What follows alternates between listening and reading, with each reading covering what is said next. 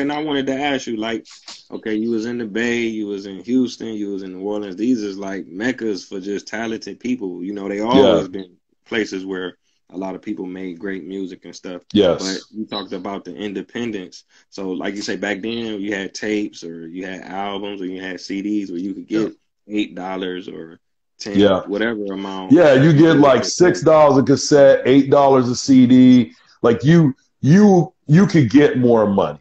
So one thing about like labels from New Orleans and labels from Houston and labels from the Bay Area, they were primarily focused on, all of us were focused on, we don't need to sell a million records to make money, right?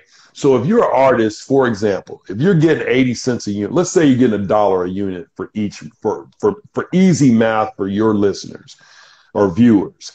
If I'm an artist and I sign you, I'm getting $1 a unit, right? You just advanced me $500,000.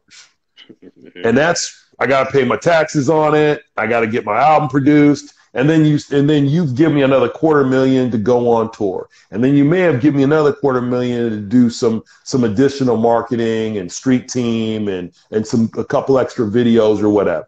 So let's say overall, oh yeah, $1 million because you had advanced me a total of $1 million. Well, I got to sell 1 million records minimum just to pay back that $1 million you advanced me.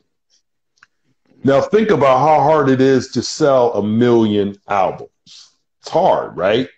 So you think about it from that perspective. I'm getting $1 a unit. And most of the time it was probably 80 cents, but we're just basically rounding up to $1.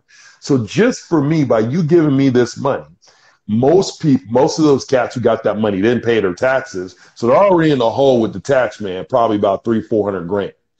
They went out and bought a car. They went out and bought some chains. A lot of these cats didn't buy property. They are like up to here. They're $1 million in the hole and they haven't paid their taxes and they need to sell 1 million records just to break even. So then if you don't sell 1 million records, you either A, get dropped, or if they say, hey, you sold enough records for us to reinvest in you, then they're giving you more money to do the next album. So then then you're taking that second deal, the second album money to pay your taxes on the first album. And you're in the hole and you need to get your project done. So then you're already still in the hole. So let's say you win gold. Okay, you're still $500,000 in the hole and your expectations like, man, I went gold. I need more money. You might get another $500,000 cash. So you're again $1 million in the hole. That's why you're consistently in the hole. So if you're an independent, right? Think about this. You're getting $6 a cassette, $8 a CD. If I sell, let's just break even on, let's just call it in the middle, $7 a unit. I sell 100,000 copies.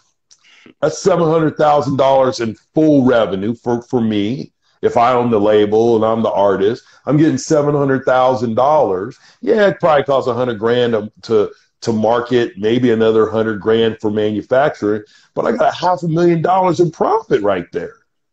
Compared to being $1 million in the hole because I want to be a star and I signed to a major label.